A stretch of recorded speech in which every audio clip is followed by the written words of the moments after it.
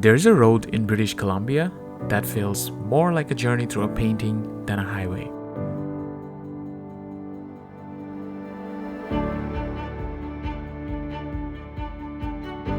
From the sparkling shores of the Pacific to the valleys carved by glaciers, the Sea to Sky Highway is easily one of the most scenic highways in Canada. Today, we are taking you on a road trip from Vancouver along this highway all the way to Lillooet, a small mountain town cradled by towering peaks. The drive itself is less than 4 hours, but we planned to make it an all-day adventure, with so many places worth stopping. Beautiful coves, turquoise lakes, powerful waterfalls, even a friendly little farm. This highway is the perfect gateway to the Canadian Pacific Northwest.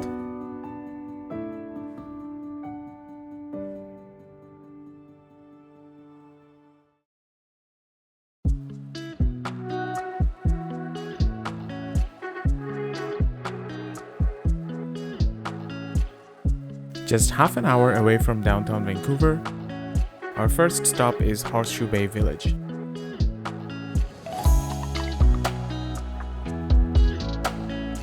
Most people know Horseshoe Bay as one of the busiest ferry terminals in BC. From here, ferries head out to Nanaimo, Sunshine Coast, and Bowen Island.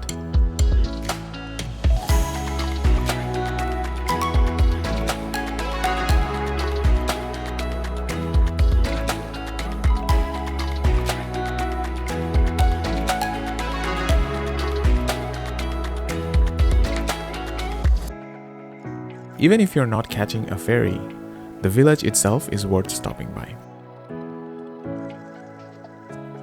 It's a good spot for a laid-back afternoon, watching boats drift in the harbor, or just strolling along the waterfront.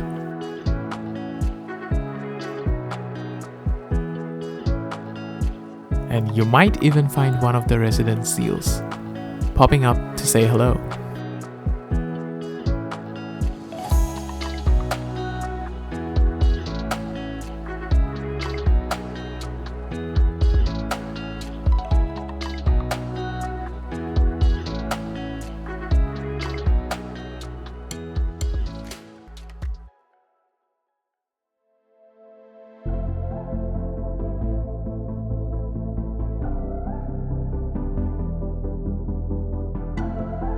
Next up, just a little farther along the Sea to Sky Highway, we pulled into Porteau Cove.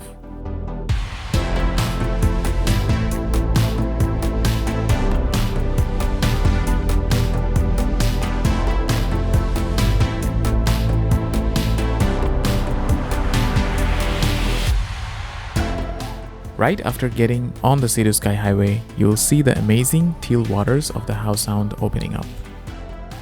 And this park is the perfect place to take it all in. Porteau Cove is a classic day trip spot from Vancouver. There's a small beach, a long jetty that stretches out into the water, and a campsite on the east. Locals come here to swim, waterboard, and kayak.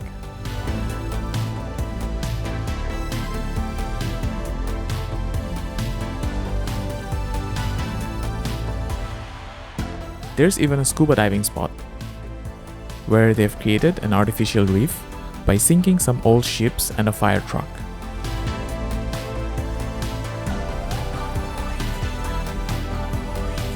If you stay after dark, it's a great spot for stargazing that's close to the city.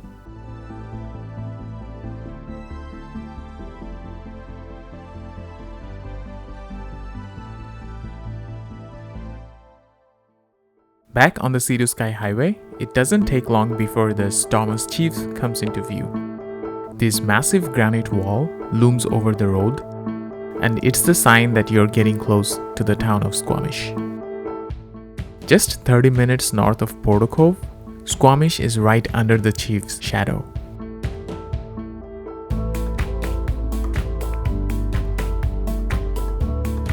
It is a small, charming town, perfect to stop for a lunch or coffee. And the Chief, you can see it from anywhere in this town. It's popular with climbers. We didn't realize until this trip that it's actually one of the largest granite monoliths in North America.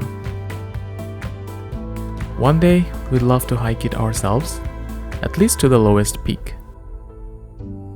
But for now, after a quick coffee break, we hopped back on the highway and kept heading north.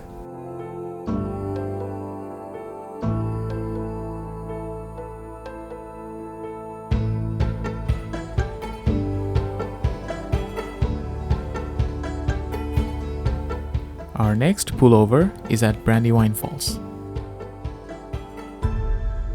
There's plenty of parking here, and from the lot, it's just a short walk to the falls.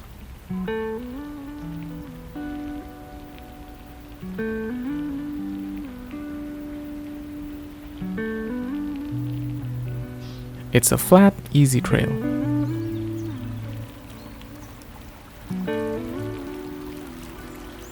It was a pretty hot day, so we loved to walk under the shadows.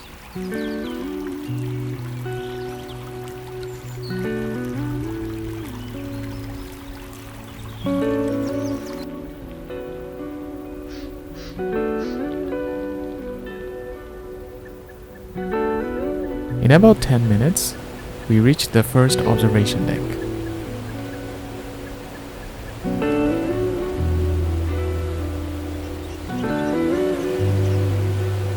This fall is 70 meters deep. It's a pretty good view considering such a short walk.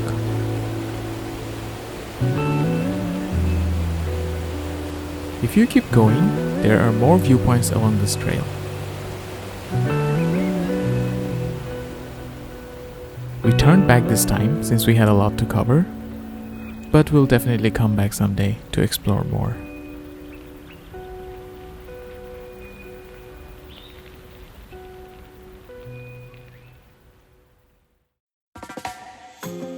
On our way north, we passed through Whistler, one of the top ski resorts in the world.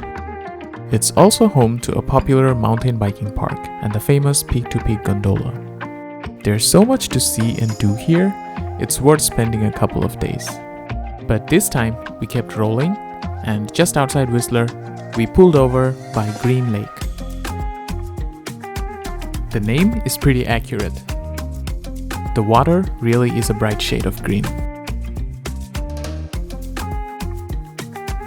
People are out enjoying the lake, trying to make the most out of a warm summer day.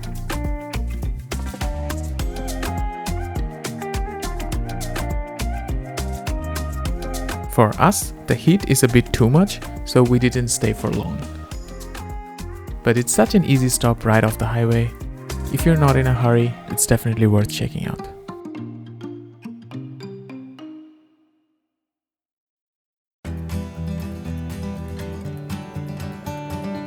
After Whistler, the landscape started to change. Less cars on the road, and we started to see rugged and curvy mountain passes. This part of the drive is where you need to be a bit careful because of the twisty and narrow roads. Shortly after, we passed the lovely town of Pemberton.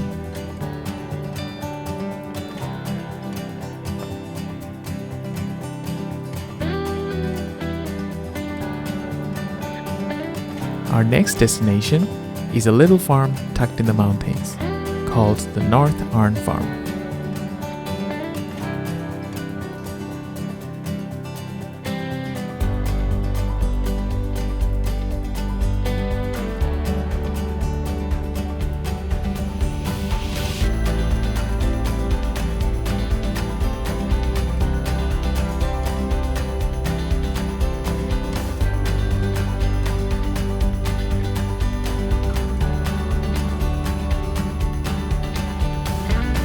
They have a cute little cafe where you can get coffee and ice cream.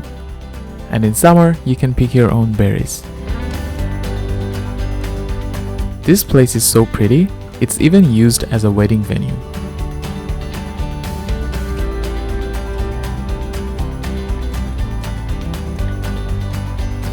After an exhausting drive through the mountains, we loved taking the break here.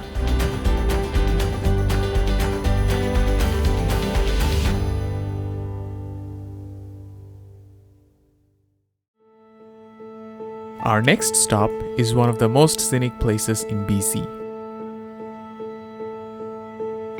the Joffre Lakes. There are 3 lakes in this park: lower, middle, and upper. Each one more beautiful than the last. The water is this unreal shade of turquoise, and you can see a huge glacier in the background.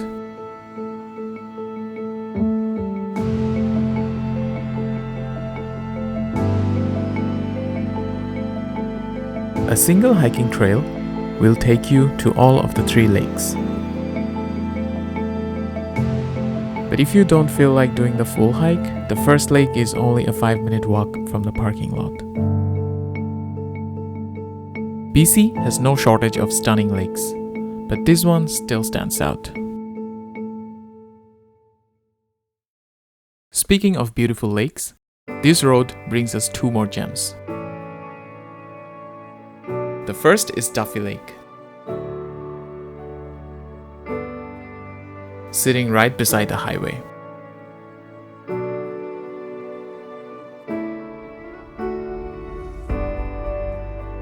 With Mount Roar towering behind it, you can just take a quick photo and it will look straight out of a postcard.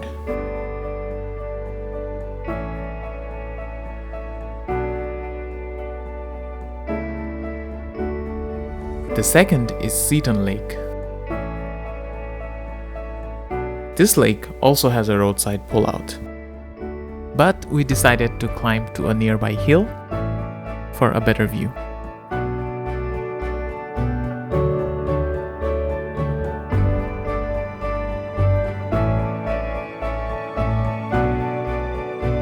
In hindsight, it was not the smartest decision. We enjoyed the climb, but it was a bit confusing because the trail was not marked properly. And a few sections were a bit sketchy, to say the least.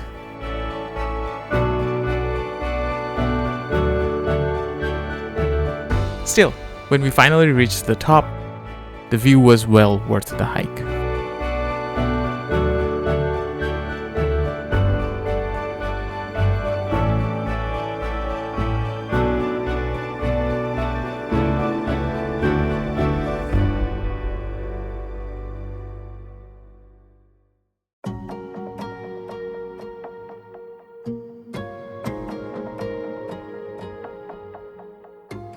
Finally, we rolled into Lillooet, the charming little town guarded by giant mountains all around. It was pretty dark by the time we reached, so we had to wait until the next morning.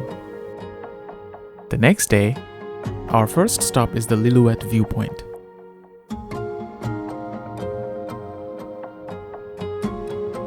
It's a small town. From here, you can basically see the whole town and parts of the Fraser River.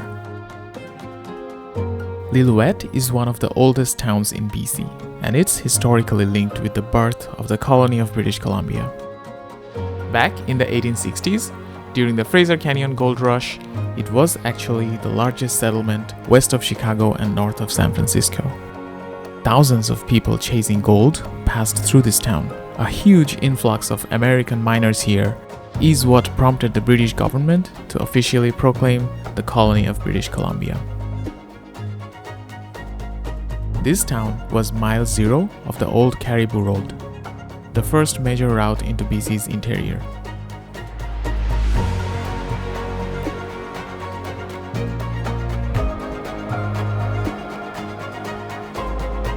From the viewpoint, we caught a glimpse of the old suspension bridge on the Fraser River, so we drove down to see it up close.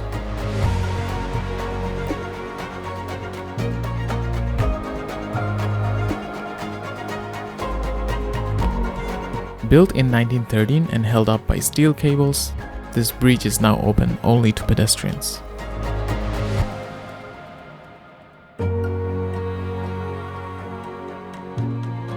And that wraps up our trip. We could have stopped at a few more places, but that's part of the fun. It leaves room to come back and discover the things we missed this time. If you ever find yourself on this route, take it slow. Pause when something pulls you in. And let the amazing landscape set the pace of your journey.